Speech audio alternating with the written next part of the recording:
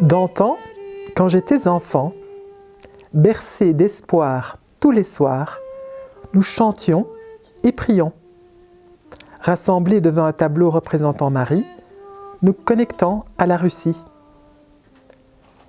La télé est arrivée, j'ai grandi. Les premiers à faire les frais des délocalisations, mes parents ont eu de gros soucis. Nous n'avons dès lors plus partagé ni ces prières, ni ces chansons. Les pratiques religieuses continuaient cependant à scander notre quotidien. Bénédicité avant les repas du midi et du soir, messe dominicale, point de viande les vendredis. J'ai appris à dépioter les poissons et à faire chaque jour ma bonne action. Faire carême avant de fêter Pâques et enfin pouvoir me goinfrer d'œufs en chocolat. Participer à de grands rassemblements familiaux à l'occasion des baptêmes, communions, mariages et enterrements. La visite au cimetière de mes grands-parents.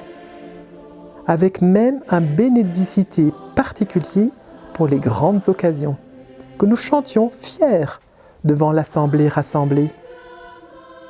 Le mot « pardon » à toutes les sauces. Le mot « amour » placé à toutes les occasions. Et au quotidien, engueulade associée aux punitions. Pour être certain, dixit ma mère, d'extraire le mal dont nous étions assurément imprégnés. Assorti de dévalorisation, asséné en pointillé. Pour qui te prends-tu? Tu te crois sorti de la cuisse de Jupiter? Accompagné de claques, de baffes, de fessées. Le silence imposé, point le droit de réclamer.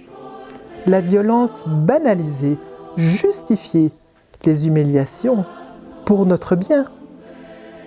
La violence au quotidien, répétée comme les bénédicités, adoptée sans sourciller. La violence partout, au sein même de la fratrie, entre nos parents, à l'école, dans le monde professionnel, c'était habituel. Je la vivais comme étant la normalité. Je la croyais partagée par la majorité. Et inlassablement, mes parents continuaient à témoigner de leur foi, s'investissaient dans les équipes Notre-Dame. Les parents de mes amis en faisaient partie. Grâce à cela, bien qu'immigrés de la deuxième génération, les plus jeunes d'entre nous étaient intégrés au sein même de cette communauté de francophones habitant sur le territoire des Flamands. J'ai fait mes communions, me suis rendu à des réunions.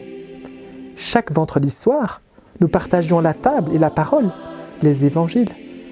Nous partions en pèlerinage à Assise, à Viot et Chartres. Tout le long, les prières continuaient de bercer mon adolescence, dans une ambiance de fraternité, de réciprocité et de gaieté. Au fil du temps, mon front a fini par tomber. J'ai vu d'autres comportements, des pratiques de personnes dites athées, et j'ai réalisé combien, malgré ma religiosité, je pouvais être habité de méchanceté. Combien je me sentais incapable d'aimer et de me sentir aimé. Combien ma copinatée était attentionnée, bien plus douce et gentille que je ne l'avais jamais été malgré mes bénédicités.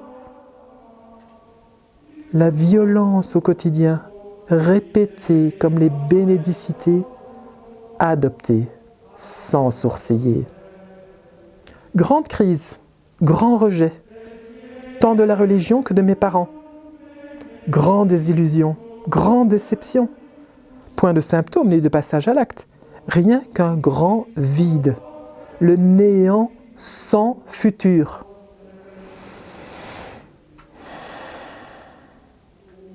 Les années ont passé.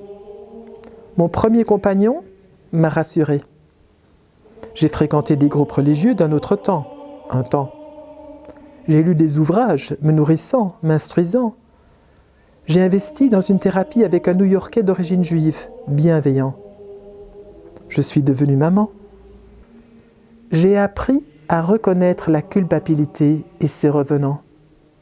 j'ai appris à reconnaître la violence subie d'antan, que je reproduisais sans coup férir sur mes enfants. Aussi longtemps que les larmes perlaient, mon papa, lui, continuait de nous asséner des fessées.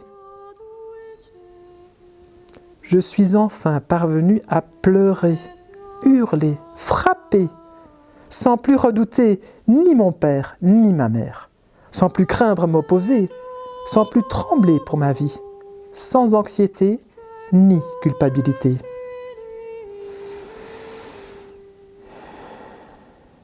J'ai arrêté de faire des cauchemars, je me suis régénéré, j'ai réussi à créer, à jouer et à chanter.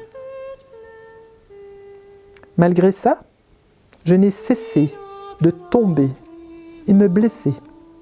Et je n'ai eu de cesse de me soigner et me réparer, sans cesse confiante que cela restait à ma portée.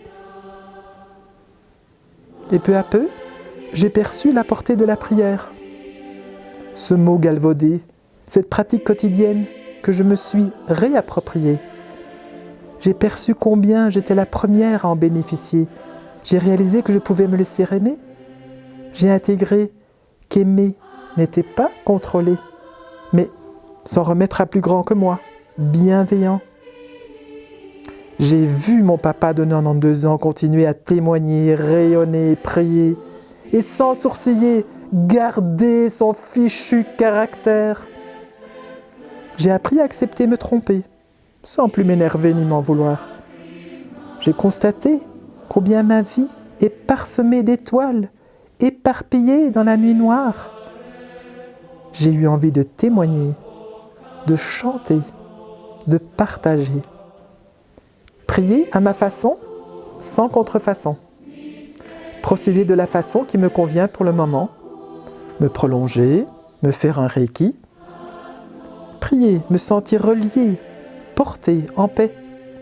Prier, prendre conscience et reconnaître mes manquements. Et surtout, parvenir à les accepter. Prier et assumer mes penchants, m'aimer. Prendre le temps de respirer sans ruminer. Rire, rayonner. Commencer la journée par prier me rééquilibre. Accompagner l'autre de mes prières et nettoyer à sa place son linge qui m'apparaît si sale me donne l'opportunité de balayer devant ma propre porte. Ressentir en moi ce en quoi je lui ressemble m'honore, permet d'embellir le décor dans lequel tous nous baignons. Prier et chaque jour recommencer, avec bienveillance, sans condamnation, et me réjouir d'être né. Me voici.